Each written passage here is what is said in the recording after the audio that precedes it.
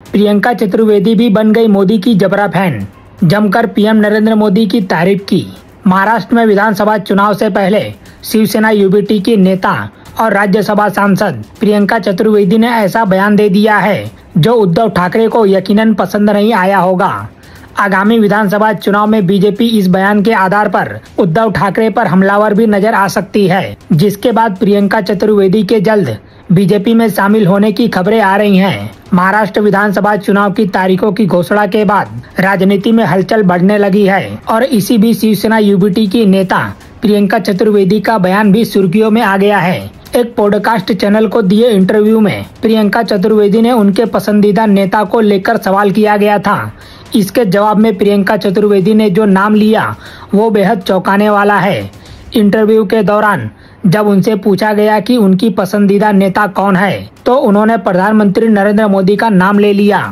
प्रियंका चतुर्वेदी ने प्रधानमंत्री मोदी की प्रशंसा करते हुए कहा कि वह एक महान राजनेता हैं जो खास तौर पर युवा और महिलाओं से कुशलता से जुड़ते हैं। उन्होंने स्वीकार किया कि पीएम मोदी ने भारतीय जनता पार्टी को एक बड़े वोट बैंक से जोड़ने में महत्वपूर्ण भूमिका निभाई है और उनके नेतृत्व में पार्टी ने बड़ी जिम्मेदारियां भी निभाई हैं। प्रियंका ने कहा कि पीएम मोदी की सबसे बड़ी खूबी यह है कि वह लोगों से जुड़ने का कला में माहिर हैं, जो उन्हें व्यापक जनसंपर्क दिलाती है। साथ ही उन्होंने ये भी माना कि प्रधानमंत्री मोदी का योगदान ही बीजेपी को देश की सबसे बड़ी पार्टी बनाने में निर्णायक साबित हुआ। हालांकि उन्होंने ये भी इशारा किया कि बीजेपी हाल के चुनाव में कुछ कमजोर होती नजर आ रही है, लेकिन इसका विश्लेषण बाद में किया जाएगा।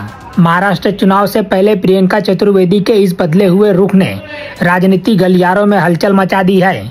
सोशल मीडिया पर लोग उनके इस बयान पर प्रतिक्रिया भी दे रहे हैं और कयास लगाए जा रहे हैं कि उनके पार्टी प्रमुख उद्धव ठाकरे को ये बयान शायद पसंद नहीं आएगा।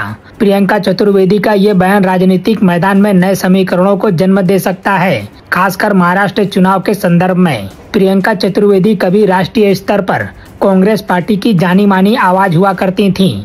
हालांकि उन्होंने साल 2019 में कांग्रेस को अलविदा बोल शिवसेना में शामिल हो गयीं। प्रियंका चतुर्वेदी जब शिवसेना में शामिल हुई थी, उस समय पार्टी का विभाजन नहीं हुआ था। कांग्रेस से नाराज प्रियंका चतुर्वेदी ने उस समय पार्टी के अध्यक्ष रहे राहुल गांधी को लिखे पत्र में कहा था कि कुछ ऐसी बातें हुई हैं जिससे पता चलता है कि पार्टी में उनके योगदान को नजरअंदाज किया जा रहा है। उन्होंने पार्टी पर आरोप लगाते हुए कहा था कि उनसे बदतमीजी करने वाले पार्टी कार्यकर्ताओं के खिलाफ कोई कार्रवाई नहीं की गई। महाराष्ट्र विधानसभा चुनाव का बिगुल बज चुका है। 288 विधानसभा सीटों वाले महाराष्ट्र में 20 नवंबर को मतदान होना है। वहीं इसके नतीजे 23 नवंबर को सामने आएंगे। सभी राजनीतिक पार्टियों ने चुनावी रैलियां तेज कर दी हैं। फिलहाल इस खबर में इतना ही। बाकी अपडेट के लिए बने रहिए लाइव टीवी न्यूज के साथ।